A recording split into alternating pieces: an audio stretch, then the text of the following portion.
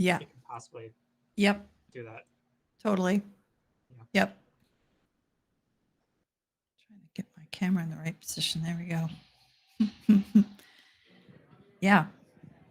And there are a lot of other um, interesting stuff. I'd be curious to hear about what your perspectives are just about having done some work in this space for a bit and what. Okay, for those of you who are Oh, live in the physical space here at 1871, I'm going to ask you if you're doing a demonstration, finish up the demonstration. Please feel free to grab a drink, grab some snacks, but please make your way to the actual seats. And we're going to get started. For those of you in the virtual space, I just unmuted you in the physical room here. We are streaming. We still have about 5 minutes until we officially get things kicked off, but that's what I'm saying is 5-minute warning. Go ahead and finish up whatever conversation, finish up whatever demo you're doing. Again, grab a drink, grab a snack. We have lots of stuff back there. If you did walk in and did not actually check in with Matt, please do so. And we're going to get started officially in about 4 minutes. thanks, Matt. What? Caroline, feel free to say hi to everybody here in the physical room. Hey there, everybody in Chicago. We're here in frame. Give us a wave, give us a shout. This is always super fun to be in 3 places at once. And next time, it's possible you can come in on your phone, by the way, for anybody who might like to do that. It's a little bit of a juggle, but you could be there in person and be here by phone. That's what Tom and Matt do, and some more of us. So happy to be here. And I'm really interested. I hope that all of you be thinking about what kind of perspectives you have about what we talk about tonight. Because if there's any area that XR is and can shape how life is in the future, it's how we learn. So there's so many interesting applications to this.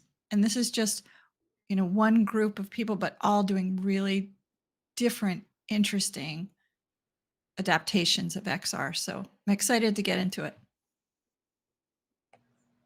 Yeah.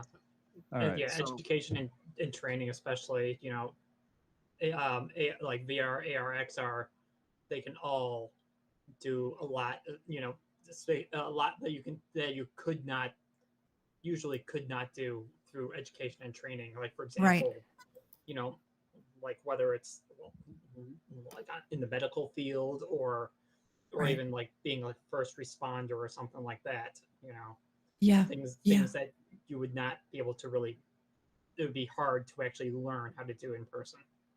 Right. And I think we all know that, there needs to be design, spatial design baked into that, because it's not the same thing as just popping in, written content and choices and badges. It has to be more than that. And Right. that's why I find it's so exciting, because you get to begin to see how gaming and gamification is infused with training and learning, that whole area. And it's a fabulous frontier. So to follow up on that a little bit, I'm going to actually pull the curtain back a little bit. We'll do a little training and just explain why we're doing what we're doing, because we're talking live right now before the actual program starts. The reason we're doing this is because we do exist in 3 spaces at the same time, and we want to be able to check the audio levels that are going between here in the virtual space, between the virtual space and the stream. Obviously, anything that goes to a live stream is somewhat delayed. So you'll notice we have our 2 guys over in the room here. I'll point them out a little bit later. They're checking to make sure that the stream, the audio is working. We rarely actually have the time to do this ahead of time and make sure that everything's going to run. So in this last sort of 5 minutes run up to the actual start of the show, we are streaming live. We are basically just making sure that all the mic levels work, testing everything. This is the joy of live event production. If you deal with technology and live events, you know that something always goes wrong. So you're trying to head off as much of that as possible and at least be able to troubleshoot it. And with that, we're about 1 minute out. I don't know, we can just get started if you want to. Let me know when you're recording, Tom, and we can get it going.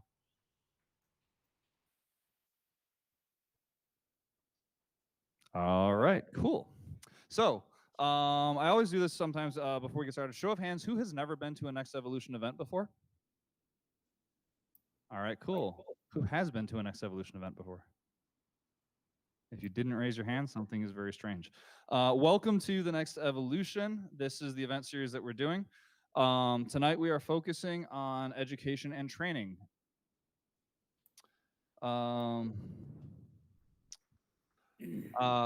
For those of you who don't know me, my name is Matt Wren. I'm the founder of VRAR Chicago and the Next Evolution. I have a lot of passion around emerging technologies and specifically immersive technology, and that's all I'm going to say about me. If you'd like to know more, feel free to please connect with me or just come up and talk to me later. I'm generally pretty approachable, I hope. You're super approachable, Matt. What are you talking about?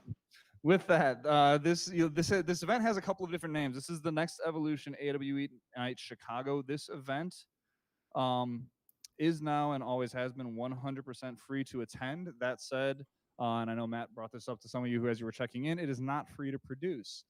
We have this QR code up. This is for donations. We would love anything you can do to support us.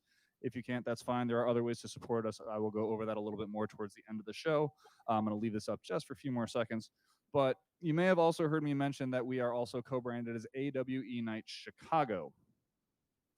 Give me 1 second.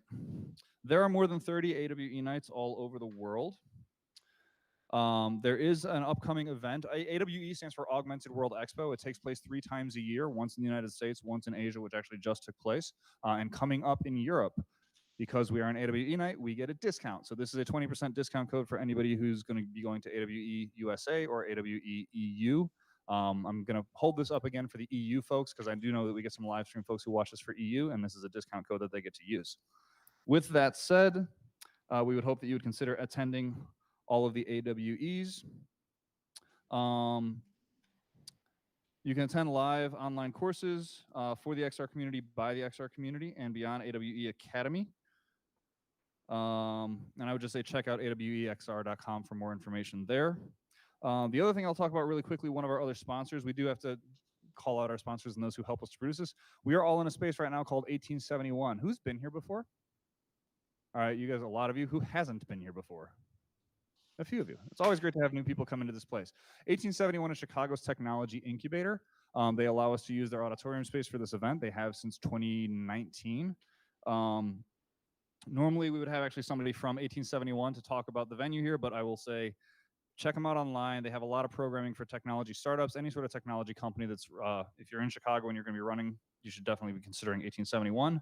Our other venue sponsor, we alternate between 1871 here and 2112, which is Chicago's creative technologies incubator. So anybody who's dealing with film production, audio production, video, live sound, essentially the creative technologies, 2112 is a venue that you guys should be checking out as well. With that, I'm going to toss it over to my virtual host, Caroline, to speak to introduce herself and frankly speak to the virtual venue. Hi there, everybody. I'm Caroline Dennis. Happy to be here tonight. I have a company called 2 Degrees, and I'm really working in the intersection of immersive technology and Web3. And Web3 is tossed around enough, but really it involves self-sovereign identities, decentralized communities, and also immersive tech like XR and security all wrapped into one. I care about a lot of things. I'm involved with a lot of organizations, including, in addition to the VRAR Chicago Advisory Board, I'm also involved with XR Women, which I'll share in a little bit, and Symphony, which is a sustainable smart city working group, part of an organization called IEEE. So I want to also just spend a little bit of time talking about XR Women, which I have my little XR Women pin right here. We are a group of actually over 1,000 women globally from almost 60 countries.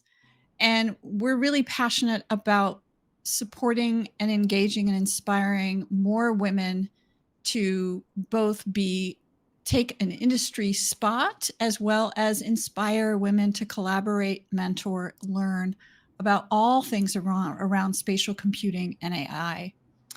So we meet every week. in one of the platforms we meet in is Frame. So I encourage you to try out Frame. It's a great platform. There's a lot of different communities happening here. So we are in a place, like we said, in Frame. And I think what's cool about Frame is that the fact that you can enter this community by a single browser click, which in the world of virtual reality is pretty remarkable. And when Matt and Tom are working with us, we simply have the ability to pop in and pop out. We ask that if you are here in the virtual audience that you mute yourself unless you are speaking, and we will have a chance to have questions and answers. So yeah, back to you, Matt. Thank you, Caroline. With that, we do want to really quickly call out some of our community partners who've been helping us out. So Vanity is who provides our NFT for each of these events. 2 Degrees, as Caroline mentioned, the Independent Game Developers Association, Envision, and Patched Reality. We also want to thank our beverage partners, Revolution Brewing and System. For those of you who do grab the System seltzers out of the fridge, I do want to make sure you note there are varying levels of alcohol in those. They are 0%, a 5%, and an 8%. So just please check which one depending on what you want to grab. But with that said, yeah, we want to make sure. Do we not have an NFT for tonight? We have no NFT for tonight. Okay. We had a little trouble with the NFT system earlier today, so there won't be a non-fungible token tonight, but anybody who did register and or check in at the venue, those both count towards the giveaway at the end of the year. And I'll speak more about that towards the end of the show. But with that said, Caroline, why don't you introduce the topics for tonight and let everybody know why we're here? Sure. Thanks. So in the classroom, augmented reality and virtual reality are not just making learning more engaging, they're transforming how students and adults interact with material, turning abstract concepts into tangible experiences. Textbooks can come to life in virtual classrooms and foster personalized learning, creativity, and student agency. Immersive tech is helping bridge gaps in education, promoting equity and inclusion, and deepening the connection between learners and content. VR is also reshaping training programs across many industries, from healthcare to workforce safety and beyond. These technologies are not only accelerating learning, but also reducing costs and improving outcomes. With VR simulations, organizations are seeing fewer workplace accidents, faster onboarding times, and significant reductions in travel expenses. Today, we're thrilled to be joined by leaders who are at the forefront of this transformation. We have Steve Garreau, Chairman and CEO of Induvo, Laura Brown, independent learning design consultant and courseware developer with Mindset Learning Design, Noma Shields, founder and director of the Youth Sports Science Institute, YSSI, Craig Herndon, director of strategic alliances at the Glimpse Group and board member of Boston VR, and Jen Coffey, global immersive learning and experiences lead for Accenture. We hope that today you'll have new ideas, actionable strategies, and a deeper understanding of how VR and AR can revolutionize learning experiences and help individuals reach their full potential. Thanks for being here. Let's dive into this exciting world. Matt, would you like to introduce our first speaker? Absolutely. So Steve, why don't you make your way up here? So Steve Garreau, CEO of Induvo, brings over 20 years of expertise in driving growth and innovation across global organizations. Under his leadership, Induvo is revolutionizing the use of immersive technology to transform education and training, making advanced learning tools accessible to everyone. Thanks, Matt. I think it was about 6 years ago when I met Ron, Patrick, and Matt we were at M Hub in one of the very first, the first M Hub actually, So it's really great to be here again. Huge fan of VR ARA. So if we could, maybe we'll start into the slides. So our company has built a user-generated content platform. We're an authoring tool that allows everyday people to create immersive and interactive education and training content. We typically work with what you see on the left. So if you look at slides, this is an actual slide from one of our customers in the Air Force, the US Air Force, and they teach people hour after hour with these blue slides that have bullets on them that just go through rote material. And what we turn it into is on the right-hand side. And so you're able to interact. It's an immersive experience created by a trainer or an instructional designer or a professor. If you could tab to the video. Yep, we'll just do I'll show you what that looks like in real life. So if you're, imagine sitting in a room all day, it's hot, there's no air conditioning, and you're listening to somebody talk and teach with you for PowerPoint slide after slide, or you could learn in an immersive way with, oh, yeah, okay. Oh, it's probably just the music. So I can talk over it so you can see these are instructors that are in teaching about various pieces of aircraft. We use it to teach weather patterns. We use it to teach landing patterns, landing zones. All of this content is in PowerPoint or PDFs, even worse, where they're flipping through books. So instead, the students are able to come in and experience learning in a real immersive and interactive way. Okay, we can go back to the slides. Okay, so the next one then. The way the software works is very simple. It's much like Canva or Figma or other no-code tools. So you're able to upload 3D models, video files, picture files, PDF documents, and you drag them into the virtual space and you arrange them around the space and then hit record. And all you do is interact with all that content as you're teaching, just like you normally would, but now you're doing it in an immersive way with a headset on. When you're done, then you're able to save that little recording into our platform, and then you can distribute it just like you would a YouTube video or a social post on Instagram or something like that. And then students are able to come in and consume that content. So there's many different types of, the next one, please. So there's many different types of content that you can bring in. And then the next slide, I'll give you some examples of what you're able to do and use cases that we've had with a number of our customers. So we do a lot of industrial type of training, which is expensive and also sometimes very difficult to maintain that training, keep it relevant. It's also difficult because it's a lot of safety issues. So we do a lot of safety related things. Also, if you're training on something that's very big, like an aircraft, or very small, like molecules, that kind of training is really well done inside of Induvo. The latest thing that we're doing is doing a lot of LiDAR ingestion. So if someone's out on a job site or in the field, they're able to take a LiDAR scan of something and import that 3D model into the software and then record what they're doing with that or what happened. So maybe it's an accident, like for an insurance organization who has to document what an accident looked like. So all these different types of use cases. The last thing I'll talk about, we can skip through to probably most of the end of it. Yeah, this is just the examples in greater detail. Yep. There we go. So our company was founded by myself, as well as a very good friend of mine, a pediatric cardiologist at the University of Illinois. And he works in the med school at Champaign that actually combines engineering with med school. And he and I decided, I was lucky enough to exit from a sale of a company about 7 years ago. We wanted to build a platform that was free. And we wanted to build a platform that allowed everyday people to create content and share it for free. And one of the things we talked about is imagine if we could build something so that somebody in some other country had access to the US's best physicist or physics teacher, and they could take that content in an immersive way. So our platform is built completely for free. So if anybody wants access to it, you're able to do that.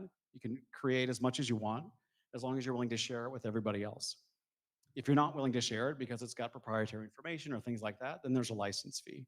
But a lot of our work is done with the NIH and doing biomedical research, and we work with a lot of hospitals. We segment children's hearts and are able to have surgeons look at that segmentation in immersive content. So all of these things are done, and we're really building a platform and a company that make it free to bring education to the masses and underserved organizations. but we're funding that through the development of a commercial platform for industrial uses. Thank you. Thank you, Steve.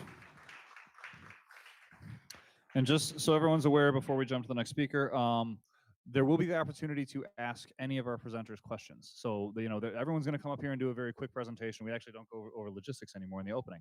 Everyone's going to come up here. They're going to do a very quick presentation about who they are, their area of expertise, what they do. At that point, it is up to you guys to actually lead the conversation. So the audience here in the virtual space and online in the live stream, all of you basically get to lead the conversation once we get past the initial presentations. But with that, I'm going to hand it over to Caroline to introduce our next speaker. Thank you, Matt. And Laura, if you want to come up here and join me here. Yeah. I want to introduce you to Laura Brown. She's based out of San Francisco Bay Area, and she's designed learning experiences to physical and virtual communities for over 10 years. From web apps to massive online courseware to virtual reality. Laura's programs have leveraged emerging technologies to reinvent how students learn. Welcome, Laura. And if you want to come on up right to where I'm standing, that would be great. All right. Yeah. Oh, goodness. I'm managing webcam. That's avatar. okay. If you click All on right. your seat button, because it may be that you're still sitting unless you're, there we go. Awesome. All right. That's all right. See, that's what this is. It's all a learning process for all of us. So great. And your slide is up there on the screen. Perfect. And Great. if you are able to walk up over here, just maybe your arrow buttons would be easier so you're not zipping around. Great. Working. I'm not able Yep. to see the slide. And maybe if you just put yourself a little bit further in, sort of under my head, a little bit more under my head on the stage so that people can see you. There we go. Right there is good. And then turn to face us. Awesome. Awesome. All right. Take it away, Laura. Welcome. Awesome. Thank you. And thank you to all of you watching physically. I'm not able to see my slides right now, but That's okay. If you want to just turn yourself around so you can partially see the screen to the there other it is. side. There you go. Great. Yeah. Awesome. So I've been working in learning design for most of my career. I actually started when I was 19 years old, working as what's called a modified supplemental instructor for UC Santa Cruz in California for their academic resource center. So I've been working with specifically at-risk peers. I also grew up as an at-risk youth. And these are students who grow up in usually pretty challenging environments. So whether there's domestic violence at home, or they have learning disabilities, or single parents, or there's substance abuse at home, where there's just kind of something going on that would be distracting us on the day-to-day that makes learning quite a bit harder. We see dropout rates quite high. If you're familiar with the preschool to prison pipeline, all of those students would be considered at risk as well. Within the education, sorry, can you hear me? I can, but I made a mistake and I'm sorry, Laura. If you can turn to your screen in the middle and put the webcam on so that we can see your face on the screen. We didn't need to see my face. So you turn around, you should see that share webcam.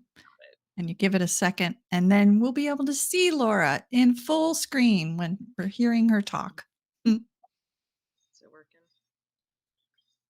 Let's see. I'm trying. Sorry, guys. That's okay. Did it have any menu that came up when you clicked? Did you see that button that said share webcam, or was there a different menu item? There's nothing else. Let me kind of back out a little bit. Okay. You might have to. Are you sharing your webcam next to you? So is your avatar's webcam turned on? You usually have to turn that off to share it to the screen. Okay. Right. I think you did that, or maybe you didn't. So you do have to turn that off. So turn that little camera button off, so it's now white instead of blue. And then that should allow you to point your mouse towards the screen. Did that. Not wanting to. Okay. So maybe the solution here is to Matt, if I think what we'll do is for a second is we'll have you go from in and come right back in, Laura, because I think it might need to refresh. or no, actually, you don't need to do that. Maybe just go to the top of your screen and click on the browser that you're in and click that, and it'll bring you back in. Sorry, folks. For us, we're kind of flying the plane as we're going here. Yeah, I saw the buttons come up now, so she should be good when she comes back in. Yes. Okay. So Laura, if you turn around, I think you should hopefully be able to see the share webcam. It's good to see my place. Okay. There we go. There we go. Awesome. All right. Nice to see you. So sorry to have to interrupt No, your it's okay. speaking, but you can maybe regroup just a little bit and get you right back into it. Thanks everybody for your patience. Appreciate, yes. This is kind of part of the industry, right? Working through these challenges. Can everybody see and hear me now? Yes. We can. Yes. Yes. Confirmed. Okay. So I won't repeat myself, but working really specifically with high risk populations of students.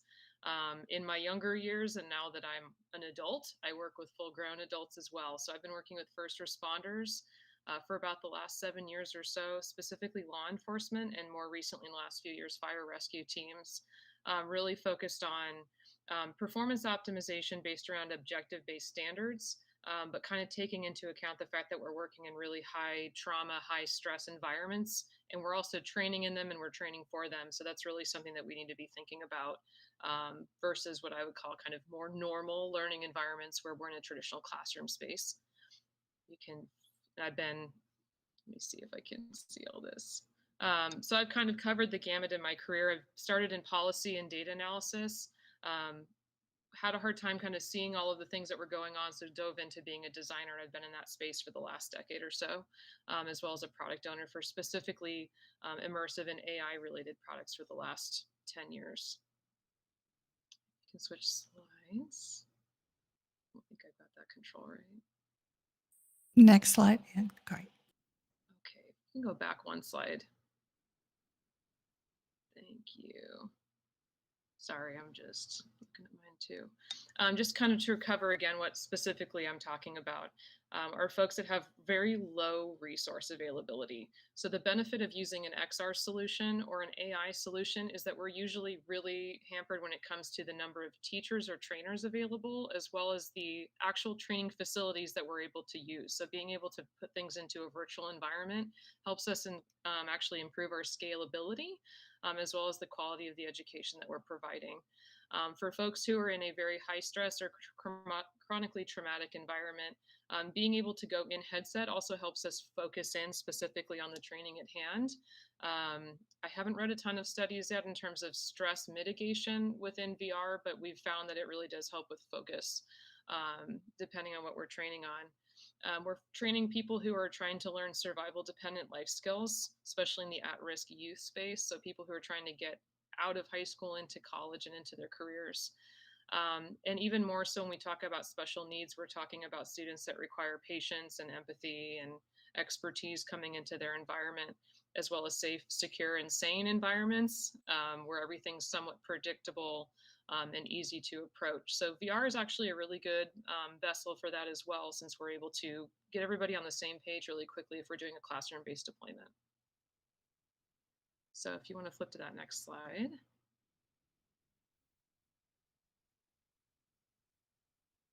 And I just want to talk through this in case anyone else is working in this space. The type of student and learner that we're used to working with. So we're used to high stress environments. We're all vulnerable to stress. I don't think there's anybody who's showing up to an emergency scene that's really having a great time with it, especially if things aren't going well or as they planned.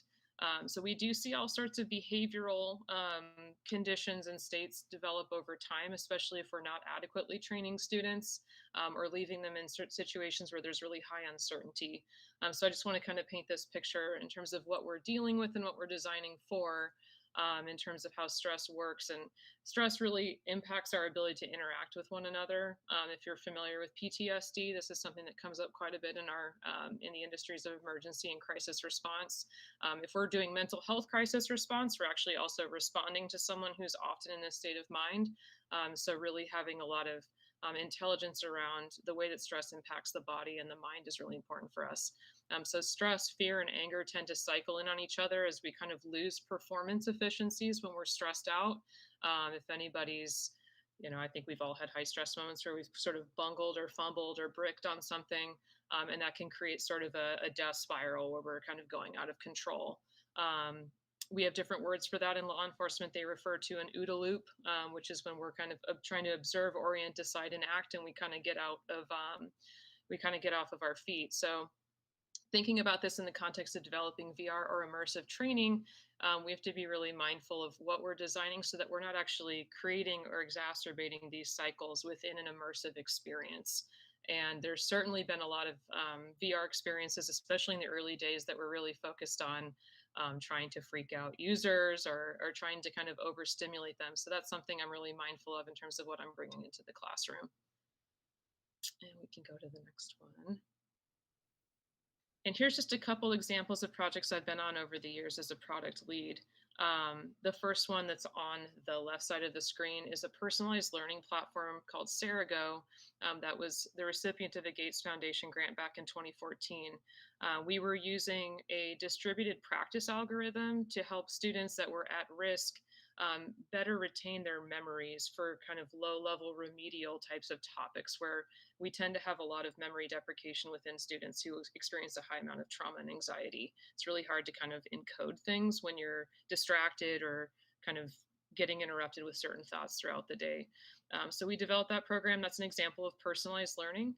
So dependent on how you're performing specifically on the content that we're feeding you, the algorithm's going to decide when that's going to come back into your learning queue. So if you're not performing well on a specific learning objective, the algorithm knows that and more frequently presents it to you, versus if it's something you're doing great on, you're not going to see that as much in your study schedule. And it'll move you on to more challenging material so that you can advance more quickly. And then on the right side was a project that I led for a company called Axon, which is a very large police technology company. It was called Empathy Development Training, specifically focused on use of force training when we're responding to mental health crises. One of the biggest challenges we have in mental health crisis calls is understanding what the individual is experiencing. And the goal of this was to immerse the trainee into the actual headspace of the caller or the individual who needs help. Whether it's a psychotic episode, a suicidal state of mind, or autism. And the goal of this was to help police officers better understand members of their community where they're really not getting any of that kind of training anywhere else. So just a couple examples of how VR and XR can impact both sort of the back end of how we think about displaying or deploying knowledge and information, as well as the front end experiences that define what that learning experience actually looks and feels like. So yeah, I won't run too much longer than that. Thank you. Fabulous. Thank you so much, Laura. And as we said, we're going to have some time for questions after we have others introduce themselves. Really appreciate it. Back to you, Matt. Thank you, Laura and Caroline. Okay, Noma's already making her way up here. Thank you. So Noma Shields is the founder and executive director of the Youth Sports Science Institute, where she blends sports training with STEM education for high school students using cutting-edge XR technologies. With a deep commitment to social justice and a strong background in nonprofit management, Noma is dedicated to equipping young people with the skills needed to thrive in both athletics and academics. Take it away. Thank you. Yeah, well, hello everyone. My name is Noma, founder and executive director of the Youth Sports Science Institute. You go to the next slide. Uh, Next slide. So a bit about me. So I am from Chicago, from the south side of Chicago, the Inglewood area. And I went to school at a small school in the middle of Iowa called Grinnell College, where I studied sociology with a minor in psychology and had opportunities to travel around globally after graduating. But for me, once I came back to Chicago, I always wondered, why was I able to get such a high quality educational experience um, from leaving Chicago, from leaving the US, that I couldn't get exactly where I grew up in Inglewood.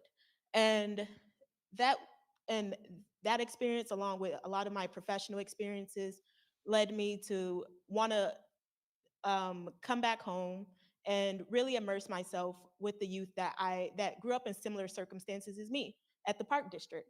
I'm a Chicago Park District kid, and and the park district was where I played, where I made new friends, where I had my positive peer-to-peer social interactions.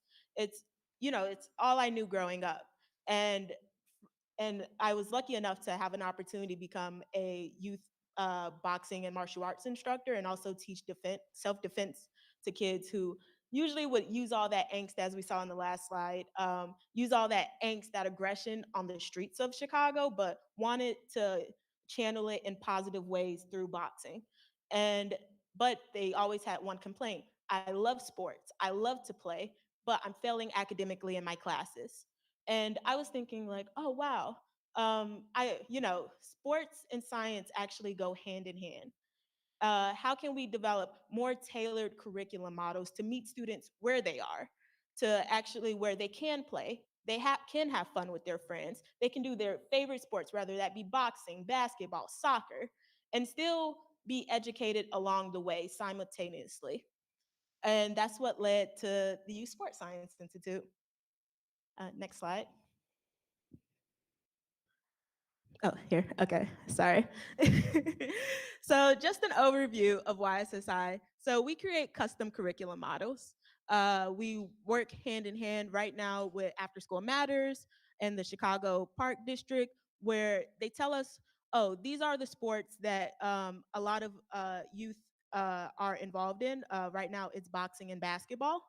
And these are what we want them to learn. So right now, the STEM concepts that we teach them is data science, augmented reality, and virtual reality.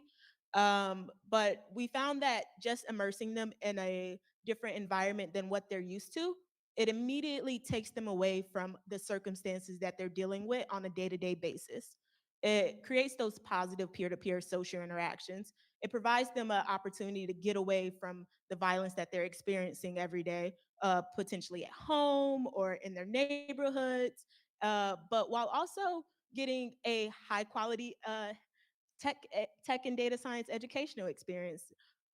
We found that, based on research, VR and AR can either be an opportunity to bridge the digital divide that's happening across America or further expand it.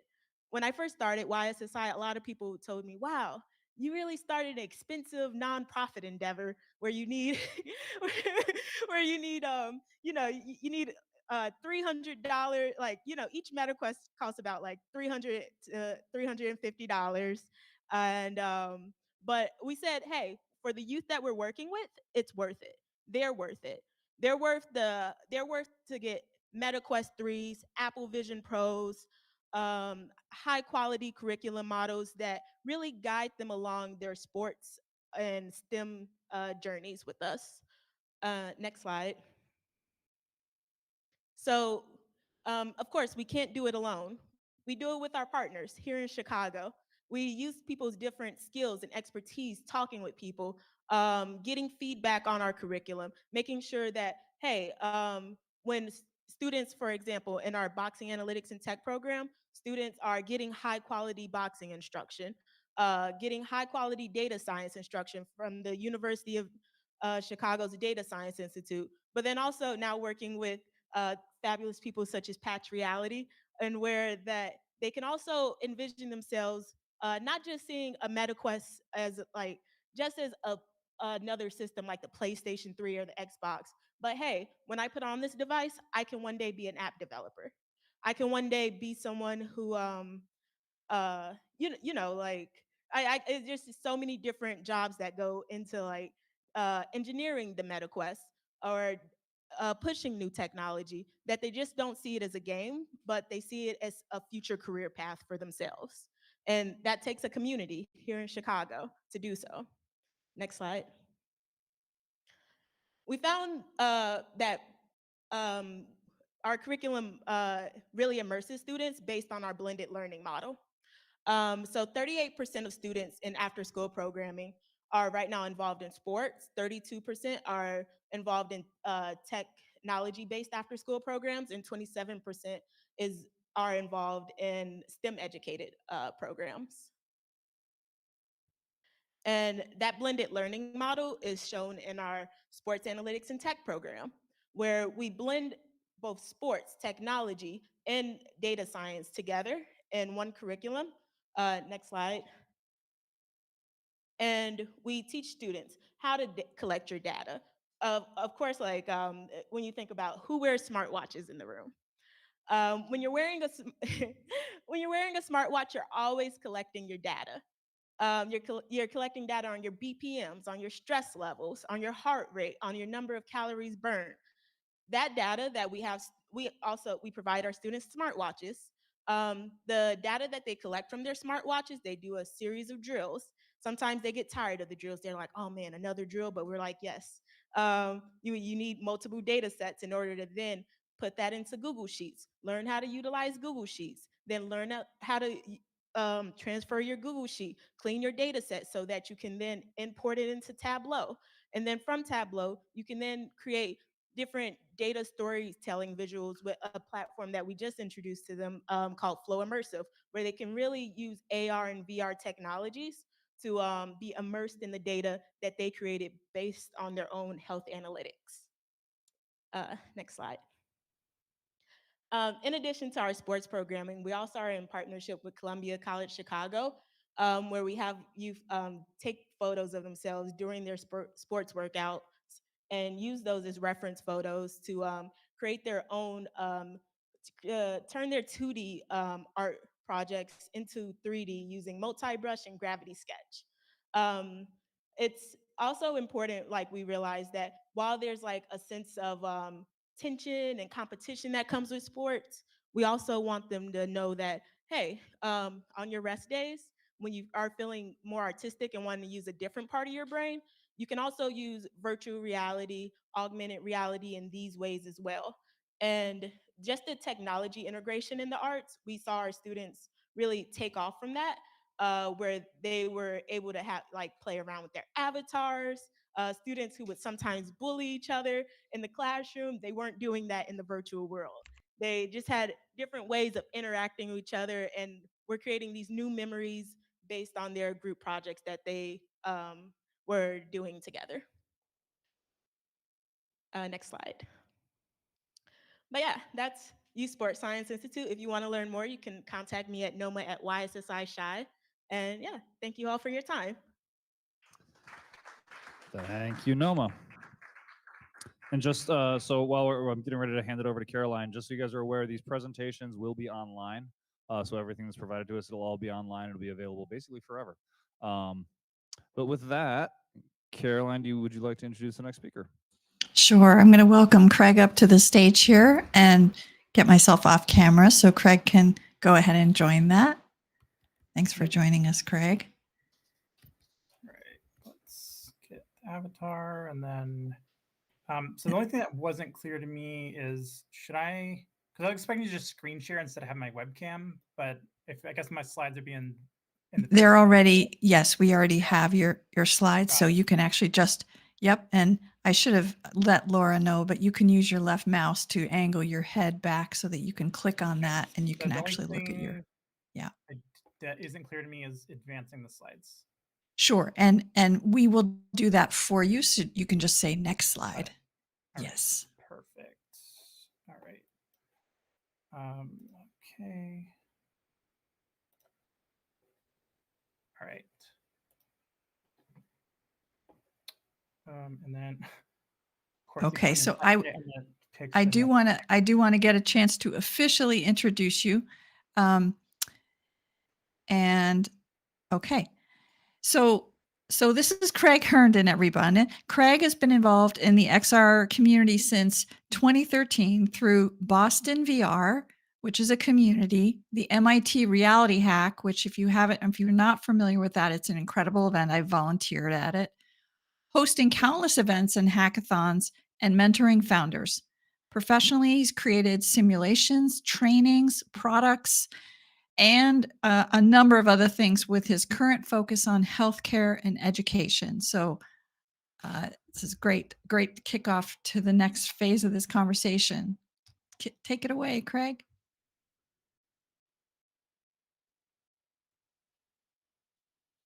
And all right, so everyone can hear me now? We can hear you. Yes. All right, perfect. All right, so I am Craig Herndon, and I am Director of Strategic Alliances at the Glimpse Group. So if you're not familiar, we're actually one of the few publicly traded XR companies, and we work in a lot of different industries. So I'm not going to go over like the whole umbrella of everything that we do. I will say the one thing that's relevant that I'm not going to talk about tonight is we did recently get a $4 million contract with the DoD, working with a defense entity. And so that is something that I actually can't get into tonight. But if you would like to learn more about how training can be applied in that space, that's something I'm definitely happy to talk to. But tonight, I definitely wanted to talk more about how it's being used in public education, as well as in vocational training. So if we can go on to the next slide. Just at a very high level of what my company tries to do with schools. So we work with school districts around the country. So that's mostly in Massachusetts, as well as Texas. Region 10 are some of the biggest regions that we actually work with. But again, they are all around the country.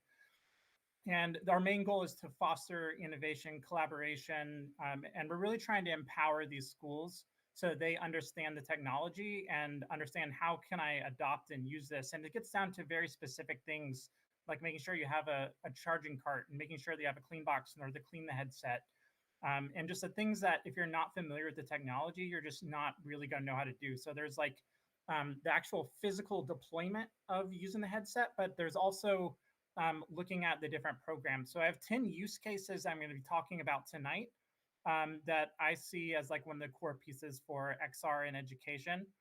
So if we go to the next slide, the one of the four like main goals and things we try and do is one is just working with schools and districts to just make sure that we're updating the curriculum and then making sure that we're using the latest technologies to empower the teachers, but also cross-discipline working. So it's making sure that teachers, it's not, XR isn't just for the IT teachers, it's for the biology teachers. It can empower the physics teachers and even empower the English language learning teachers. And so that's part of what I'm going to get into when we talk about the different focus areas. But it's also just training the staff on the fundamentals of XR, because if a teacher doesn't know how to turn on a headset, then they're not going to want to use it in front of their students. You want to make sure that they're confident with the device first. So we actually do professional development, which I'll also get into. And then the last part is training the students as well. And this training part isn't just about like turning on the headset. It's also like, how do you create XR content and how can you use that inside the room? And that doesn't just mean the headset. It can also mean, as we've seen tonight from other speakers, it can also mean on the phone, and like creating your own AR content for like science fair projects. And it's really about making sure that you're not just content consumers in the education space, but you can also empower them, that being the educators and the students, to become content creators. Because as others have said tonight as well, it's also a valid career path. So we go to the next slide. And actually go ahead and go to the next one just for time. So now I'm going to be talking about 10 different areas of focus that I just see on how XR is currently being used in the classroom. So the first one, if you go to the next slide, is teaching tech skills to students. So again, that's about empowering them and teaching them how to create their own, learning how to use image targets, creating their own part, and allow them to just be creative with technology. So they're getting familiar with deploying to their phones or even mixed reality content. And that's these for us, just so you know how we do it. It is live instruction where we actually have our Unity instructors working with the students either virtually or in person to deliver the classes. So moving on, just like a few of these examples, it could be, and I really need to meet the school where their technology is. So not all schools have headsets. So some of them you're working with PCs and Macs or iPads or Chromebooks. Some really need like WebGL because they're stuck on Chromebooks. And so there's like more you can deliver based on the technology is. So you have to understand, where's the school with the technology? Are there grants out there? So in terms of grant funding, we're talking about ESSER funds, as well as Perkins funds. And this is just an example of some of the districts I've worked with. But if you move on one more, this is just an example of the different kinds of classes. So one is a Unity course, one is with the Reality Composer, so it's getting into the Apple side of things. And then the last, for a lot of schools that do have iPads, that's a great one. And then for schools with Chromebooks, that's when you're looking at CoSpaces. And what's really nice is all of these have the potential to be deployed to the headset as well if they have headsets. So you're really, again, you have to meet the school where they are in terms of the technology they have, but you can also use grants to help them get new technology, which again, a lot of the other speakers also do. So if we go to the next slide, and now we're going to get a little bit rapid pace here just to get the time. So English language learning, so that's VR. There's a lot of really awesome tools out there for how VR can empower that. But one example of what we did is we actually worked with a school district who, instead of just helping the parents, they instead of just helping students, they wanted to help the parents and bring them into VR and help them get integrated into the community. And it ended up being a program where people ended up coming out of that. They met in VR once a week, working with a English language instructor who otherwise would not have been able to meet them in person, and then was able to have talk with them in VR and really use that to help them understand. And this is a program where we're also giving them other resources, such as access to jobs. And the really final presentation was just incredible because you had people crying because now they're here, they're in the country, and they're also working in the local community and giving back. So we go to the next slide. Another like power area is training the teachers. So again, this is talking about the high level. How do I get this into the classroom? And how do I also giving them the skills of getting familiar with the device, but also how do I create and use this in my classroom? And that's really getting them familiar with these different. So if we skip 2 slides, another big one in terms of what I want to spend a little bit of time talking about is career technical education. So this is where the meat of how XR scales inside of education is once you tie it to the CTE programs and there's a real curriculum. So if you go to the next slide, so one example for that is what we have is the Medical Assistant Skills Lab. So over 107,000 students, both at the collegiate level as well as the K through 12 level have gone through these trainings. And it's because in the health profession, there's basically the national standard is, and it's, do you do the same procedure in the US that you're going to do in Europe? And these 33 clinical skills, you can go through and repeat them over and over again. And VR is a cheaper option than trying to have a fully fledged and fully built out STEM lab or simulation lab where you're going in to do it. And then also, even if you have the physical lab, usually you have like one person doing the procedure and then 4 or 5 have to be standing around and they're just watching and doing nothing. Whereas with VR, I can do it over and over again until I'm familiar with it. So you really get the rote memorization as well as the active learning benefits of VR. So if we move on to the next slide, I'm just going to brief on here, real brief of just like the different kinds of procedures that are in this medical assistant skill labs. And just so you know, these are all required before students can go on and do their externship. So how does having VR in the curriculum also apply to the education system, right? So a lot of schools that reach out to us, they use it for dual enrollment with a local community college and they're either medical assistant or even nursing program. They might have a CTE pathway for the health sciences, which many of these apply to. So they may not use all 33, they might use some of them, but again, you're applying it to their curriculum that's mandated by the state for the career pathway that's been set for them. And again, it's coming back to meeting the schools where they are. And then the last part is just career exploration. So even if they're not interested in making sure that the students learned all the skills, they might be just interested in exposing them to the skills. So like for 5th through 8th grade, exposing them to the skills is actually really important.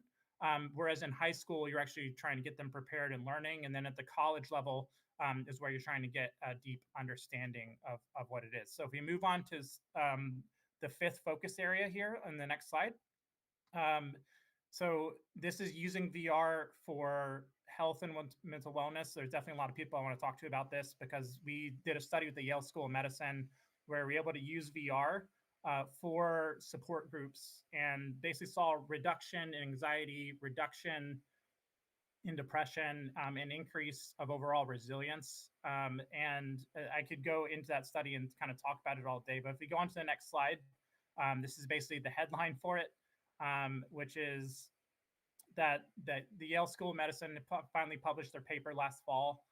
And it's just really is heartwarming, and they've continued to use it with other populations. But the big benefit here is just being able to have an anonymous support group setting. So that way people feel empowered to talk through and you don't have to worry about body image issues. And there are definitely a lot of other use cases that I can go into at another time. But again, for time, we're going to move on to the sixth focus area here. And I think we need to wrap up from here. So that's a good time to do that. Thank you, Craig. So I'm just going to steamroll real fast and just talk about some different areas. So we're just talking about using it for STEAM, using it for giving students professional 21st century skills. I already talked a little bit about career exploration, giving students physical and physically active, as well as using it for special education.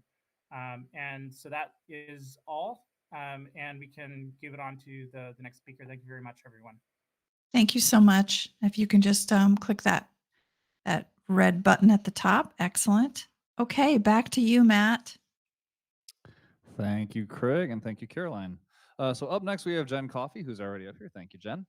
Jen Coffey leads immersive learning and experiences at Accenture, where she combines her passion for emerging technologies with over a decade of expertise in building transformative training experiences.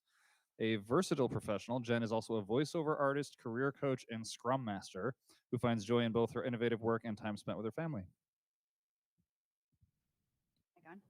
Thank you for that, Matt. If you can go to the next slide. Hi, everyone. I'm Jen Coffey. I'm here representing Accenture.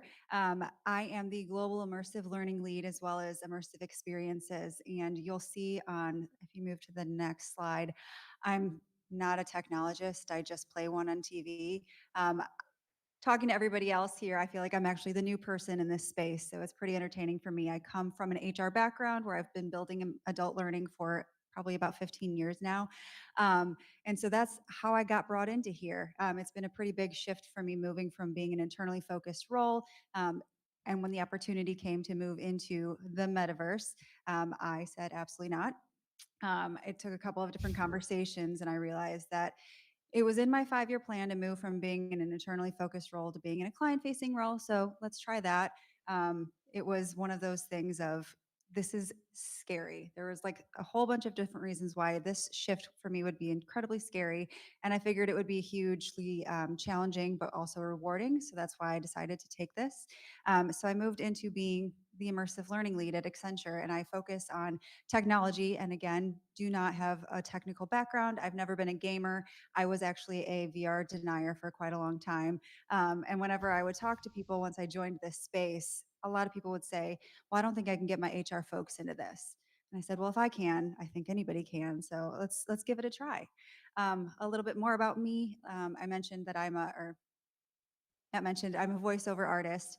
That is my small way of getting back to my roots, which was theater, something that I miss and will get to in my future life. I'm very excited. I have a daughter and she just started theater as of yesterday and is loving it. So I'm really hopeful for the day where we get to be in a show together. That's my goal. If you want to move on to the next slide, I'm part of the spatial computing team at Accenture. This is just some of the facts about us, but anybody who's heard about Accenture always hears about Julie Sweet, who's our CEO. And the first thing she says is that we want our people to be curious, which means that learning is a huge, huge part of our organization. And immersive learning truly is the future of how we can be learning in a better way. It is far more efficient and effective for so many different reasons, which everybody on the stage has been able to take you through.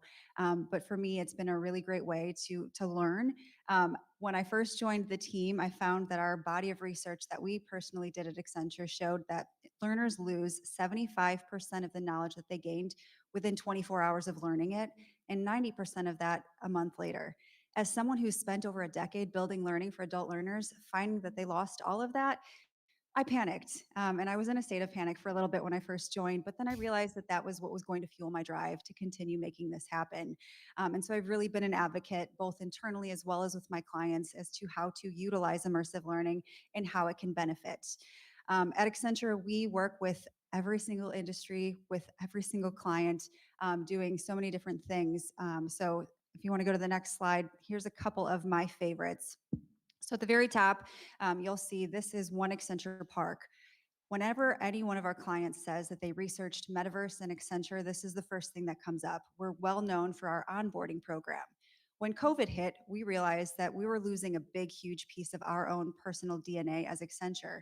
Our people have always come to us for the opportunity to grow their network, to be able to be part of a true community. And when you're at home and you're only working on a TV or on a computer screen, you're losing that.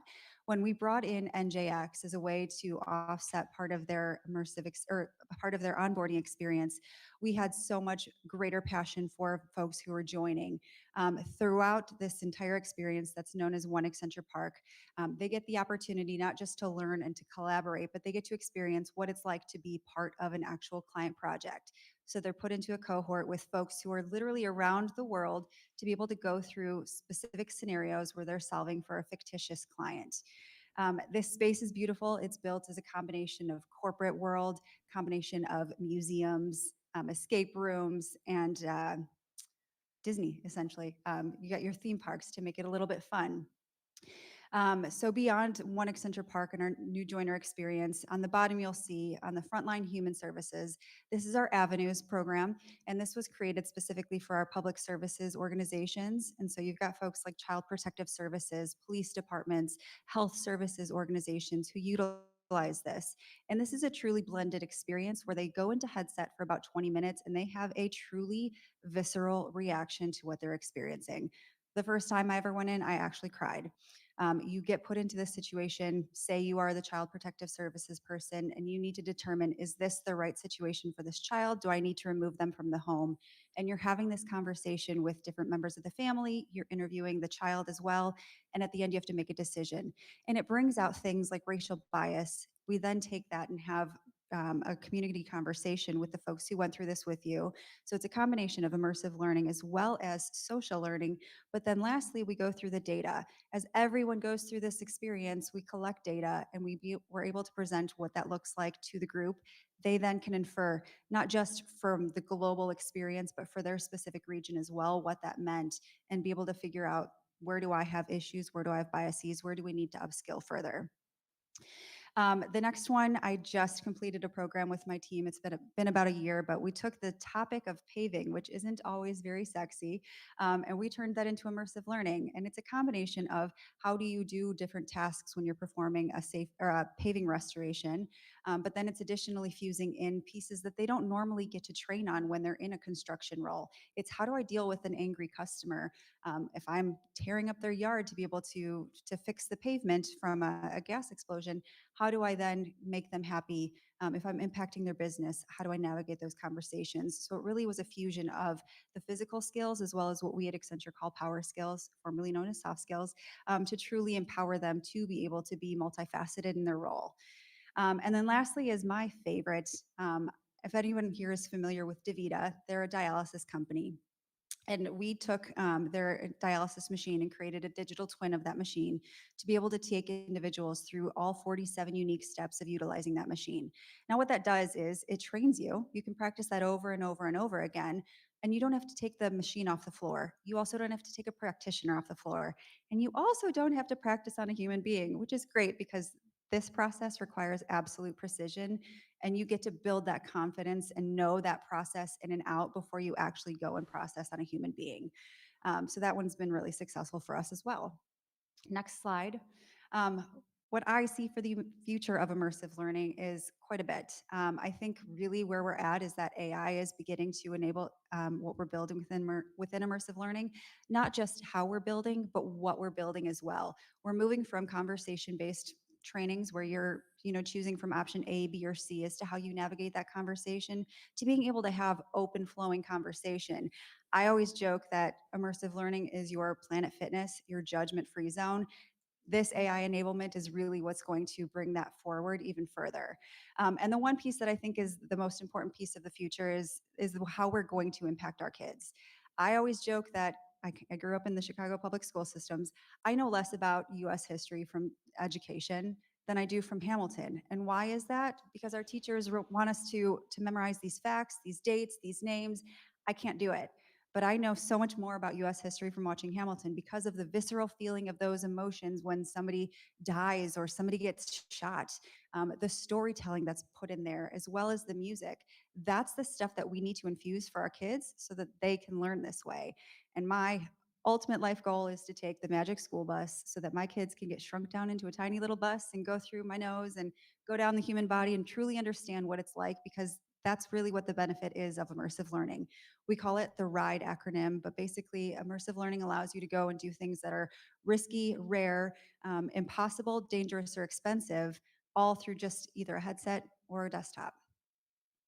Thank you. Thank you.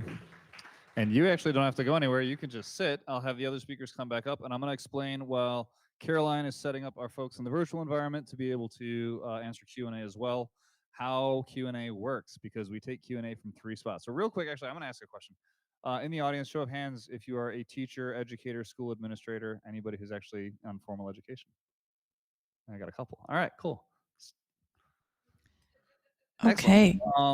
So with that, how Q&A works, so everybody knows. Number one, there is in the virtual world, you have the ability to raise your hand. If you do raise your hand in the virtual world, raise it, keep it raised, because that's the order that Caroline will call on you. Tom will be watching for any sort of questions coming off of the live stream.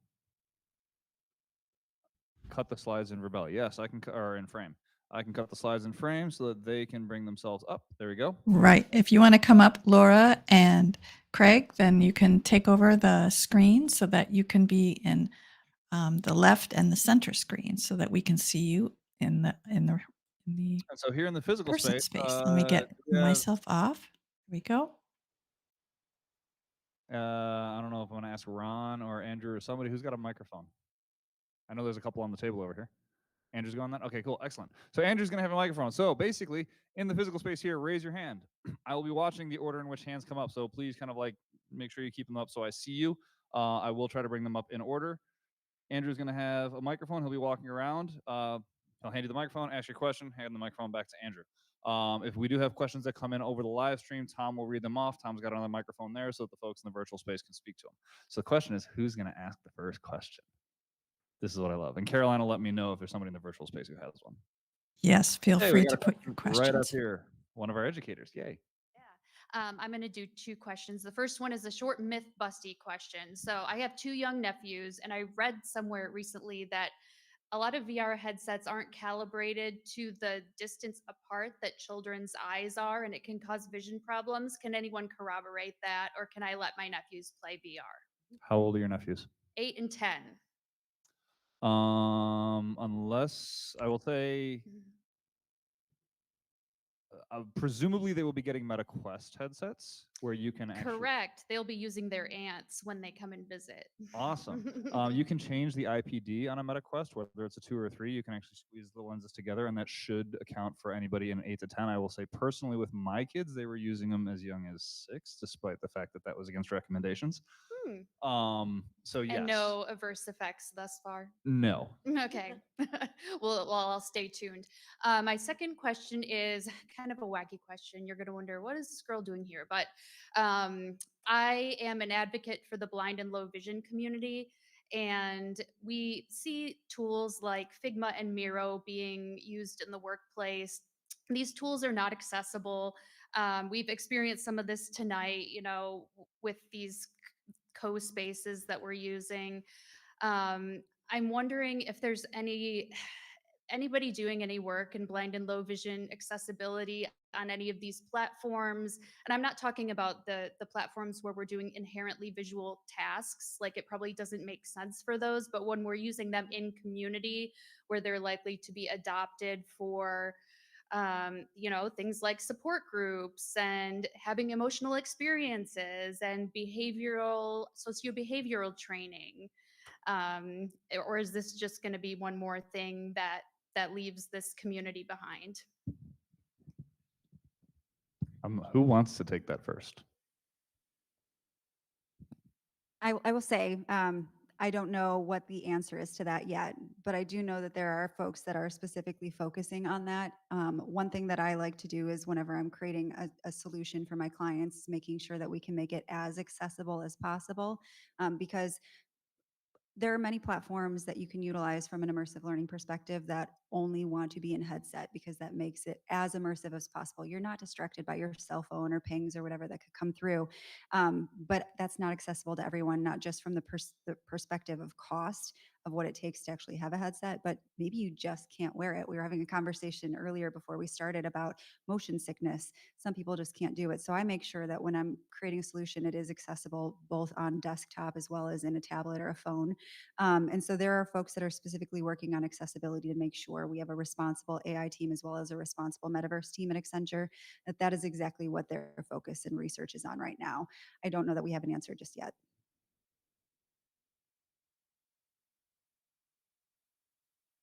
Laura or Craig, do either you want to jump in on this?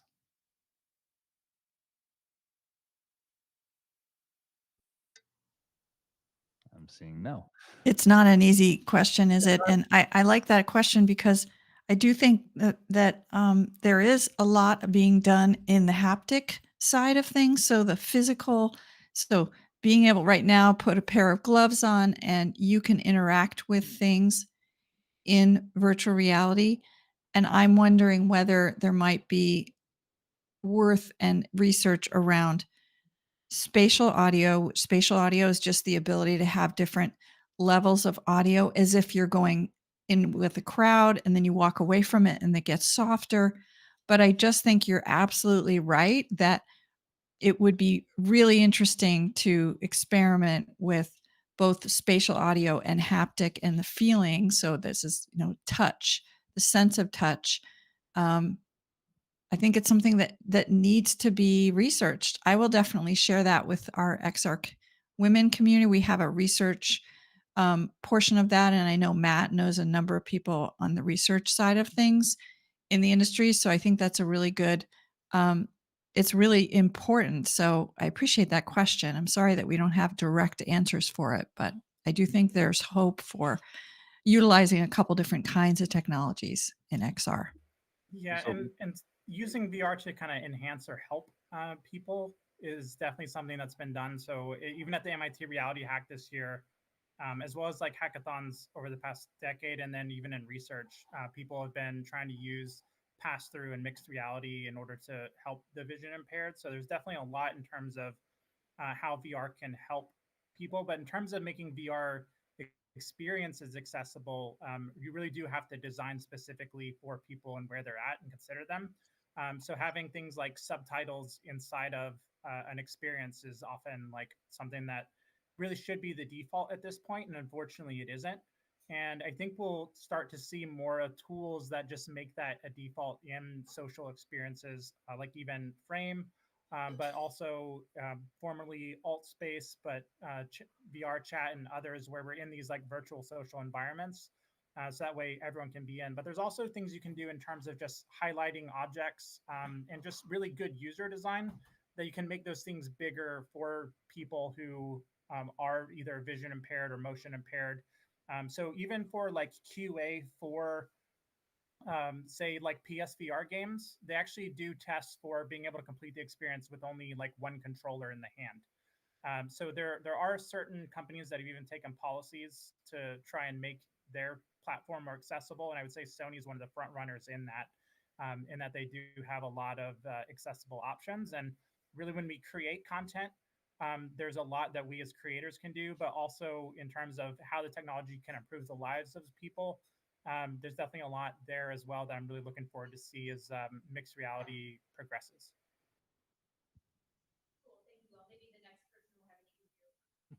Um, this isn't really a question. I just want to kind of jump on an answer to that. And I haven't played with the MetaQuest like accessibility options, but I know that Apple has put a lot of thought into accessibility in the Vision Pro. You can do like high contrast, increase the font sizes. You can do voice. You can replace commands with voice. So there's a lot at the platform level that's being done. But yeah, in terms of designing experiences, for sure, as an industry, we have to get better on the accessibility. I was going to say, I know Craig talks about MIT Reality Hack, and this is something that came out of there, so I hopefully am not calling somebody out on this. But one of the coolest things I've seen, I don't know, I spoke to somebody doing this earlier about the fact that they were asking, like, well, how are you going to do augmented reality for accessible people who can't see? And I'm like, well, are we talking no vision or low vision? They said, well, for low vision. I said, one of the coolest things you have on a phone is pinch to zoom. And I kind of joked at some point, it'd be really cool if we have really good pass through augmented reality and you could just do real life pinch to zoom whenever you want. and it's been created. I've seen a prototype of it since about a year later after I said it. I saw somebody actually, I think related to MIT Reality Hack, use the Quest 3 and the hand tracking, and they basically allow you in reality to pinch to zoom for people who are low vision. So the point being, there are people working on this. It is definitely a thought. Obviously, like a lot of folks said, there's really not a silver bullet for how do you create VR for people who can't see. But definitely people are thinking about it. The real answer is to make sure that those people are included in your testing, and that you just get their feedback and then make changes accordingly. All right, next question. Do we have anything in the virtual space, Caroline? I don't have anything quite yet. Does anyone have a question here that wants to pipe in? Jonathan, Ben, and or others? If not, I got we'll one keep here. going. Again, I just want to make sure because I can't really see the hands go up. In the That's chat. okay. That's okay. So I know Norma, you mentioned the kind of the barrier with cost, right, to introducing something like VR in the education space, particularly for poor communities. And then I also know that Jen, you mentioned too that you were kind of skeptical about using things like VR and AR as well, in the HR area. In general, what does the panel think about what are the barriers to larger adoption in the education space of this kind of technology? Obviously money, but I think there's, from your experiences, like how did you overcome some of the resistance that other people had in the space to using this kind of technology? Oh, I will start by saying that my own way that I got through it, which I think was really beneficial for me to be able to relay to others when I started in this space, was that my very first experience was in alt space VR, and I did it on my computer. And I did it on my computer the first 15 times before finally I said, fine, I'll put a headset on. I personally struggle really bad with motion sickness. I can't be the passenger in a car. I can't be the backseat in a car. I struggle when I'm flying. So I was terrified of it. I've tried VR over the last, I don't know, 15 years, and there have been times where I've actually gotten physically sick. So I was nervous about it. And I was literally, so many different teammates told me which ones to go into, which places to go into. Again, we were talking about this a little bit earlier, but when you're going down a ramp, I close my eyes because I know that that part's going to affect me. And so it's talking about that, but it's also making sure that the things that we are creating can be utilized on desktop. Immersive learning to me doesn't have to be 3D. It doesn't have to be in a headset. That makes it cooler, that makes it more fun. But the only way it's going to be accessible to everyone is if it is something that's available on desktop. Jen, I think we took a similar approach, and so our platform allows people to create and consume content on a tablet, on a Mac, a PC, in VR and in AR, and we did that as a market choice because the AR and VR market have been kind of nascent and kind of bouncing along. But we also did that for reach, and a lot of the reach into schools is a good example of having those two-dimensional devices. I think the second thing that's holding things back, to your question, is some standards around content. And so a lot of the content that needs to be consumed in schools tends to be not overly produced, but produced content. It takes an organization, designers, developers, instructional designers to build that, to code it, to develop it, and that's expensive process. It's like building a Hollywood movie and creating a Hollywood movie. Once content becomes more user generated, like it is on YouTube or Instagram or things like that, we think that that's where ubiquity comes in, and more people have access to it to create as well as to consume it. I believe it's also similar to what Craig was saying, like meeting teachers and school administrators where they are. And so thinking about the current curriculums that are already out there for after school programming uh, in like STEM education or in art education, and then telling people or like showing them through curriculum models, this is how you can enhance what you're already doing so versus just pitching like, oh, hey, this is why you need 10 MetaQuests for your classroom for a completely new curriculum that doesn't even meet like the Common Core standards.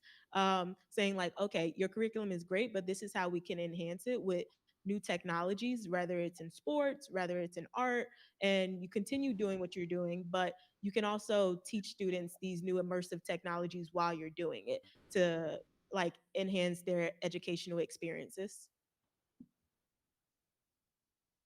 Do we want to have those here speak to that a little bit? Absolutely. Yeah. I can add just on the product side Sure. or a program development side, the return on the investment should be part of the design of your program, right? So if it's not focusing on a training or learning objective where you're receiving an ROI by going virtual, you probably shouldn't be going virtual. That would just be my bias. Technology for technology's sake does not tend to be sustainable. So if it's something that's kind of cool or interesting and that's really all you kind of have floating the project, it's not going to probably have legs. So if you're looking for something that's going to grow with your educational institution or with the company that you're working with, making sure that you're really meeting a pedagogical need with the virtual application is really critical to make sure that you're actually saving money. So whether it's like travel funding or getting everybody in one room and you're using a virtual solution instead, or you're really hitting like a high liability type of training objective that benefits from the pedagogical application of VR or XR, I think it could be a little bit more challenging to make the case, even if the technology is kind of cool and interesting. That's just something that I've had to kind of really grapple with in my own projects, is making sure that this really is grounded in reality and is driving some sort of ROI. Makes sense. You jumping in on this, Craig, or move on? I'll let us move on next question. I Okay. feel like Noma and Laura did a great job of answering. I'll say one last thing I'll just throw in really quick. I used to say a lot what we'll do when it comes to getting immersive technology into schools is we'll help them remove the barriers. I've changed that. We now say we help them remove the perceived barriers, because in most cases, they think that there's barriers to this that aren't there. And Jen brought up a couple of them, frankly. And again, I won't repeat what's already been said, but this technology should have ROI from the start. It should be an enhancement. It should not be a replacement at this point. That is one of the, frankly, one of the fears that I see comes up quite a bit, is that, oh, this is going to replace teachers. No, it's not going to replace teachers. You still need teachers. But it does enhance the learning. And the one thing I think you brought up, 75% of learning for lecture is forgotten within an hour. There's a pretty famous study called the learning pyramid. It's actually the different value of how much is retained when you do certain types of learning. I think it's 5% lecture at 24 hours later. Learning by doing is generally how VR is categorized. That has 75% retention. The only one that is better is teaching someone else how to do something. Learn by doing, which is VR. Okay, next question. Well, actually, the funny thing is that was one of my canned questions that I was going to ask. So we have a question here. Yep. Hi. So I'm trying to figure out how I want to frame this kind of as a question, but you guys spoke earlier about data collection and how it's useful in programs like sports. And I kind of wanted to prod your guys' mind and get your opinion on data collection within VR and XR. In programs where you are maybe doing law enforcement training and stuff, it's great to have data collection, whether it be checking their heart rate as they're doing these virtual courses, and so on and so forth. With the Oculus, you can track fingers, you can track head movements, and some headsets do pupil and eye tracking nowadays. So when it comes to education, and especially for young people, where do you see data collection being very useful? And then where can you see it becoming a sort of detriment to teaching these kids? There are some worries where, where when you're wearing a VR headset that has eye tracking, and an ad pops up, people have this idea that you can't look away or else it resets you. So as a student, when you're learning, there might be an instilled fear of feeling like if you're not paying attention, that's going to negatively affect you.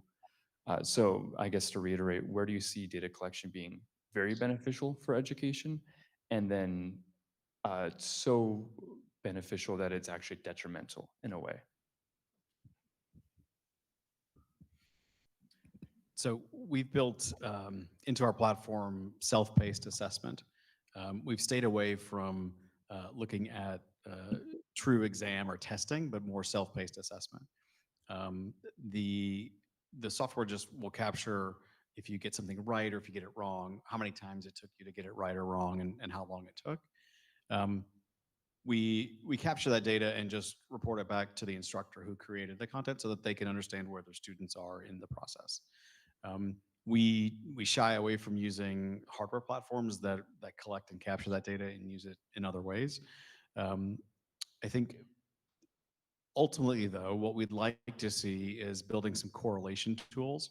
So if we can capture that student and overlay some of the heat map data that does come out of the headsets to see, all right, well, students who scored well in their assessment that ultimately scored well on a test through a learning management system, where do they look? Where were they concentrating? And give that feedback. That's the way we've seen data being used in a helpful way. And we've really shied away from allowing some of the algorithms to dig into our application because we're kind of cautious around giving more of that data away than we should. I would say that we saw a lot of positive benefits with the data collection process, and that especially using like VR, AR, that it gamifies the way that students are collecting data through the different sports-based games that they play on the VR headset. So, they get excited to see like, oh, okay, I just played this game. How many like, for boxing, like how many jabs, crosses, hooks, what was my streak, what was my high score compared to the other students in the class. We have leadership boards for students to see like, oh, how did they compare to like peers in their class, but as well as if we have two groups of students, like how did they compare to the previous class, and then they get very competitive about it, and it makes it more fun for them.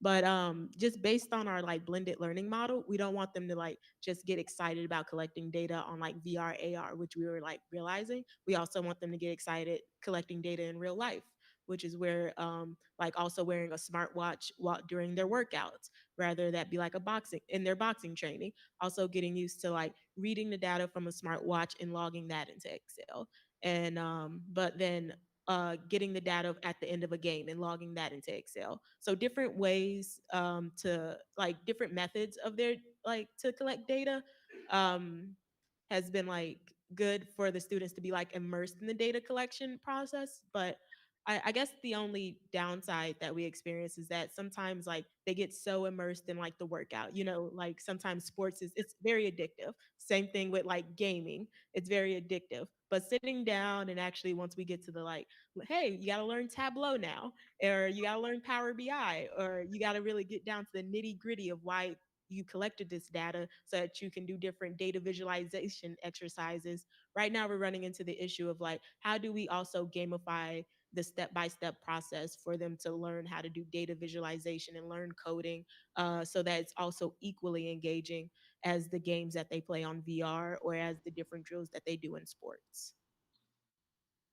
I will say from the enterprise perspective, there's different use cases. It's like immersive learning. Not every single learning is a good use case for immersive learning.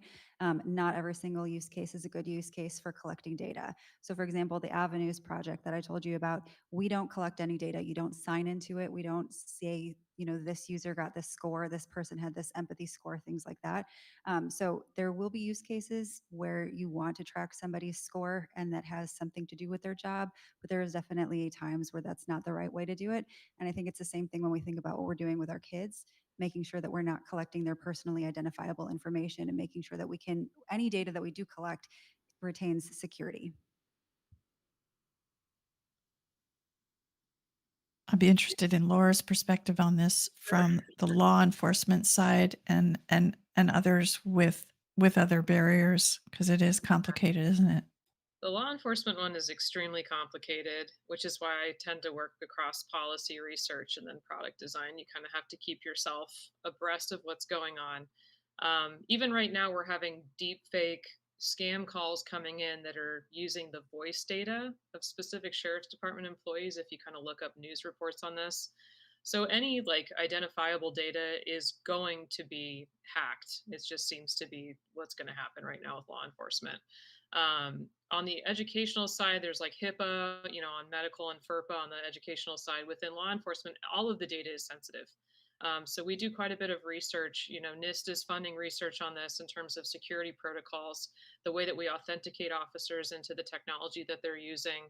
And then for me as a designer, making sure that I'm not doing a lot of design that's dependent at this point in history until we have really reliable security protocols that are dependent on biometric data coming from officers or firefighters or paramedics. You know, think about learning experiences or heads-up display experiences that push data. So if we're talking about environmental data for situational awareness and incident command, that kind of thing, where I don't need to rely on, you know, where their brain is at, you know, where they're looking and what their pulse rate is. Another consideration for us is also unions, right? So when we talk about any of this data being used for inferential purposes that are not kind of explicitly stated under the educational training program, like fitness for duty evaluations. So if I'm able to see maybe you've got like a cardiac issue and I'm picking up that data through your, you know, you're wearing a wearable and you're pairing it with a VR headset, what do we do with that situation? What are we doing with that data and information? Who ultimately has control over it? You know, is it the user first? Is it the department? These are all decisions that need to be made and kind of codified into policy. And oftentimes technology moves faster than policy or law and regulation. So this is, I'd say we're very much kind of in this state of flux right now in terms of the industry and adopting this type of tech. With that, before I jump to the next question, because we do have a question from online that's oddly related to this. Be aware of the what's called SOPA, anyone Student Online Privacy Protection Act. So you know, when it comes to kids specifically and students, this is like policy is catching up. Anything that is related for SOPA, which is primarily meant for like computer-based learning, is going to apply to XR learning as well. The other organization I would say to get familiar with is XRSI, the XR Safety Initiative, Kavya Perman's group. This is, put simply, something that is everyone in this community is very aware of this as an issue. Privacy protection, data security, all of that. It's not like the founding days of the internet. Like, this is something that we all knew about going into this technology. So it is something that is, you know, people are aware of it as they're building this technology from the start. With that though, just because Laura was talking about how this technology would potentially be used for online training for officers, like ongoing training, from the web, from our live stream, we have the question of, do you see XR being accepted as a viable tool for accreditation for continuing education for a lot of the industries that require continuing education, such as doctors, nurses, safety inspectors, engineers? And if not, what do you think would be needed for this to be accepted as a CTE? And actually, Craig, I kind of want to throw that one.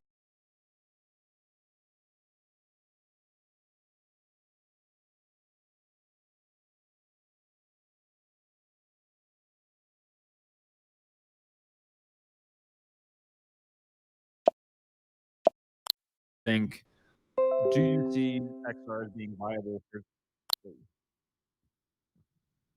do you see XR being viable for CTE like as it exists now, or what do you think would need to be added to it for it to be viable for actual accreditation for CTE in the near future?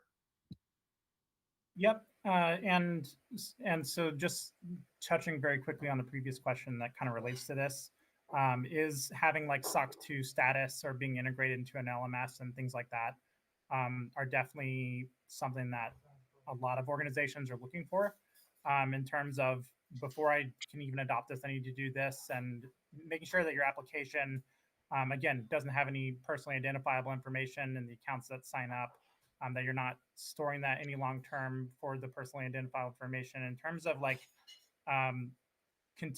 and by CCU, are we talking about continuing career, like licensure kind of credits, or just continuing technical ed and just the things you might get if you go to learning workshops for, let's say, engineering projects, and you can earn those just like, you know, in theory, it's another badge, another process behind it. Yep. And so several states are specifically starting to allow like a certain portion to be virtual, where they're like, okay, 40% of the training can actually be in VR, whereas the rest still needs to be done either in person or virtually.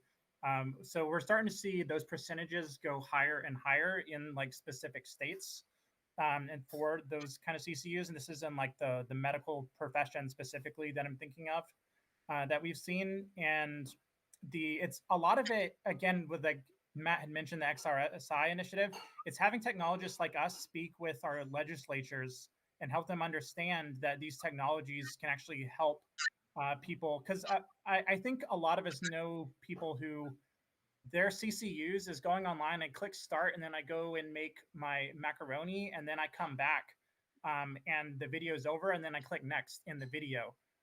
And so like we're not even matching like what the state is even trying to get out of even having these requirements for licensure and continued licensure. And VR, as we know, can make it much more interesting, much more engaging, make people actually feel like that's the part, you make them feel so that they remember, and then they'll want to talk about, no, you need to do this training, because this is what I learned out of it, and you end up becoming excited about it. So having strong content that ties into the state's needs and requirements, but also just educating our lawmakers in terms of how VR can be a big benefit and boon to even just getting people to actually engage and take away learning from, and again, that 75 retention rate number and things like that. And it actually does require us to, and the XR Guild is another organization that's trying to do this, but it requires us to be active and involved in both the local at the city level as well as at the state level. But again, at least in the United States, we're talking about at the state level, where we really just need to educate and communicate with our own lawmakers. Even though you may not be like, oh, I don't have like a politics background, or I'm not an expert specifically in just data privacy, but as a technologist, you know so much more than our lawmakers do that your contributions will be extremely valuable. So, Craig, we face something similar. We come out of the healthcare space, and a lot of the continuing education in healthcare has to do with hours of continuing education. And what we found is similar to the industry, which is there's a 75% reduction in time it takes. So if you take an hour-long class that's instructor-based with presentation, in XR content, we've found it's down to about 15 minutes of content. So we actually walked away from going down a very deep training path and certification path, because for us to fight that as a little startup company to change the paradigm wasn't going to happen. So I think there's some understanding of an hour isn't really an hour when it's in XR, because it actually is more immersive. It's better learning. It's more content that you can go through. I think the other piece of it is you need to certify. You need to know that you have the right person. So it's like when you go and you take the SATs, they need to certify that Jen Coffey is the person taking this test. We don't have that technology to be able to certify that somebody is not putting their brother in their headset to be able to take their courses for them. So there's a lot of advancements that are needed. All right, we've got another live question in the room that I thought I saw. Yes? No? Okay. And we're running up on the clock here, so we'll try and keep answers somewhat brief. So as XR technology evolves, you see improvements in graphics and fidelity, especially focused in the gaming space. So I wonder if there's any evidence that higher fidelity experiences enhances or improves the educational aspect of XR training and education.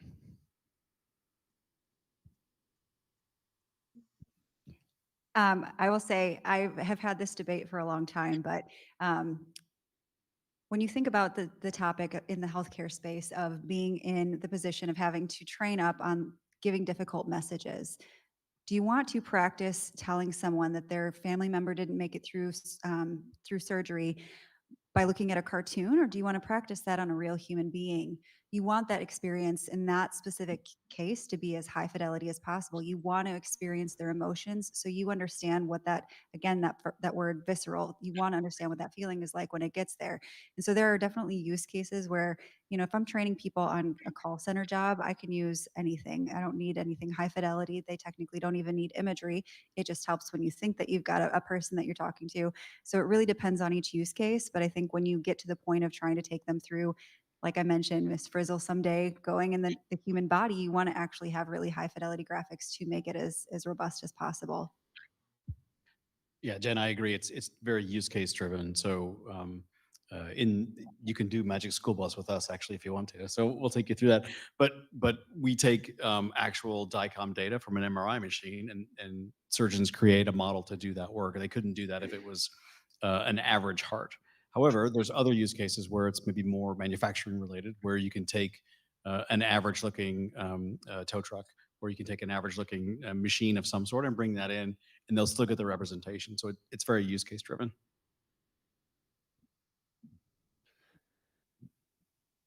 I'm waiting Laura, to see Craig? you're going to jump in. I've gone through this kind of with my population, and for us, 360 film has been a huge benefit just because they're looking for photorealism. Being in headset in a virtual environment when it's a bunch of kind of low resolution characters can get kind of fatiguing after a while, especially if you're experiencing a lot of lag. So I think just in thinking about how long you're putting people in headset too, as a consideration, I try to minimize the time as much as I can and transfer them quickly into a physical kind of applied skills environment. So it really depends, again, like they mentioned on stage, sort of what is the use case that you're going for. But if it's something that's high risk where there's like fine motor skills, especially at play, the higher the realism, the better for sure.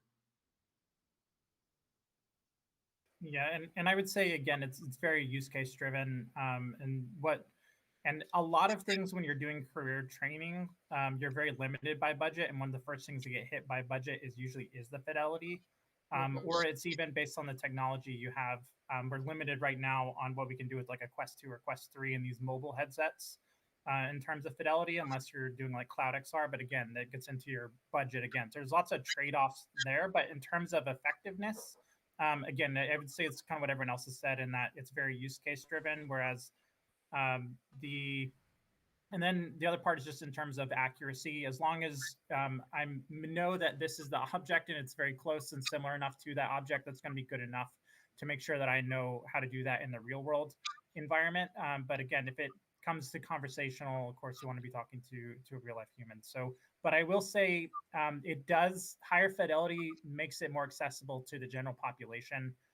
Absolutely. And higher fidelity is going to make it easier to sell if you have it. So it's one of those things, even just from like getting someone to put on the headset, which is the hardest part of all of this. The higher fidelity is always going to be a huge lead and help there.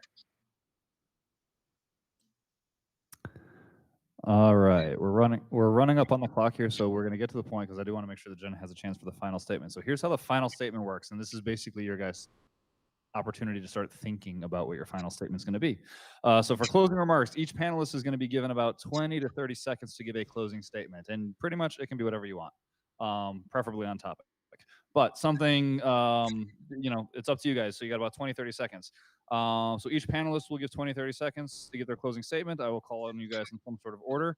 Caroline will then give her closing remarks. I'll give mine. We'll go through some very quick housekeeping. And then we'll close the show off, and hopefully everybody can stick around for a little bit of networking. And if you wanted to ask a question but didn't want to raise your hand and be on microphone, you can ask in person. For our virtual panelists, for those in the virtual audience, you can ask questions there as well. We will mute the virtual room in the physical room after this actually ends, and the live stream will end. But I've given enough. I've stalled as long as I can and given folks enough time to actually think about what they're going to go for their final statement. And I'm going to start with Steve. So we're really excited about the potential for where XR is, especially in the training and education space. Those are the principles that we founded the company on. I think the real opportunity is not for the ultra polished high end experiences, because those sometimes tend to leave out socioeconomic groups that may not have as much advantage. And so we're very excited to see the ubiquity go out in XR. All right, Laura. Kind of just processing the things we talked about still. So just kind of at the end of the day, immersive experiences in XR are really about information and data.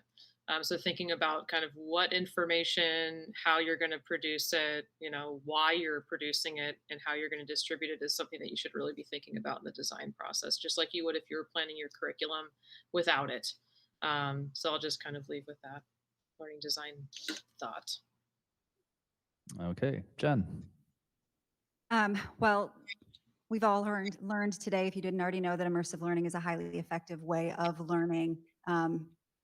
getting it out to people as much as possible is the way that we're going to change the future. I think we've brought up a couple of times the differences in socioeconomic statuses. And so I think that this is the way of getting this in front of everybody.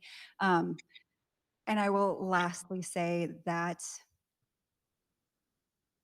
I froze. Thank you. Your last statement, and you forgot what it was. If it comes to you, you can jump back in. Okay, Craig, go ahead. Yep, I'm going to continue on my last thought there, which is really just talking about the hardest part is getting them to put on the headset. And when you are starting with an organization, just let them even start with like one headset or 5 headsets and let them see the value of it. And definitely handhold them and help them in ways where they feel empowered by it and aren't afraid of it. That's the biggest part, because once they see the value, they're going to want to show it to everyone else, and that's where you go from a 5 headset deployment to a 100 set deployment to a district wide deployment. Is just by having that one champion who really understands it and gets it and starts training other people for you, even when you're not there, because you can't be there all the time. All right, Noma. I would say, given that VR, AR is a new sector that's growing, emerging at such a fast pace, that an immersive community is also an inclusive one. And that if we don't want, especially students from lower socioeconomic backgrounds to be left behind in the VR, AR community, it takes asking the questions, for finding more funding opportunities so that we can bring this technology to communities that often wouldn't think this is even accessible to them, so that as VR, AR, XR is growing, that they're also growing along with the new developments that's happening in the sector. Okay, Caroline. I think the thing that I find with any new technology is that there definitely needs to be the pass through, the hybrid, the combination of using things. So I am a big fan of enabling people to learn about spatial computing through these kinds of platforms where it doesn't take a headset. Um, I also am excited about movement towards the credentialing side. I'm actually working in a project where we're looking at talent passes, which will be essentially a self-sovereign identity with your skills. And those skills can be not just what you're studying, but they can be all the skills you gain in your life, and be able to have those in one central place. I think that speaks to the need to have more recognizable CTE or other kinds of skills so that people can visualize that. But I do think that that there are already amazing experiences today. We talk a lot about the future, but there are already so many right now.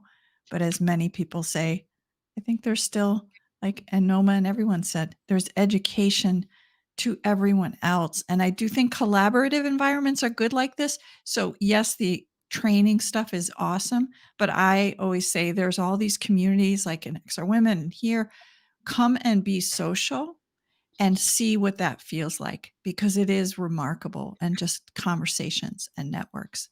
It's yeah. Thanks, Matt. All right. Do you remember what it was? No. Okay. Had to give Jen that last chance. Okay. No, I mean, a couple of things that I've heard that have occurred a lot is, the accessibility of this, depending on where you are. Sorry, a little bit self-serving here. VR Chicago, if there is any school that wants to use this technology, call us. We have headsets. We have access to all sorts of software. We'll just bring it out. If you can't figure out how to pay for it, fine. We'll help you figure out how to pay for it. We'll work with a foundation. Like that, this technology is going to change the way people learn. It already changes the way people learn. Pretty much anyone that tries it sees the power of it instantly. So with that said, yeah, there are barriers that people think exist, just like there were barriers to getting Chromebooks to every single student in Chicago Public Schools, but now they have them. The barriers will fade away once people see the utility. And I think somebody else brought up ROI. You should be getting ROI from the start. This technology is powerful enough that the first use case should basically prove its value over and over and over again. And, as Craig kind of said, you do one deployment, you'll do 10 deployments, you'll do 100 deployments, it'll eventually be district-wide. That's the way it's going to go. I'm trying to think of any instance where I haven't put a VR headset on someone's head where they've kind of said, "Oh, okay, I get it. It's this. There's the value." And I think that's going to continue. We just kind of, frankly, get a lot more people to try it. But with that said, we're going to end the actual formal stage presentation here. We're going to move on to a couple of housekeeping items and then end the show, and we'll get back to more informal. I do want to thank all of our presenters. So at this point, please, everyone give a hand for our presenters. They can leave the stage. They don't have to stand up here for this. Both in the live stage and in the virtual space. Thank you.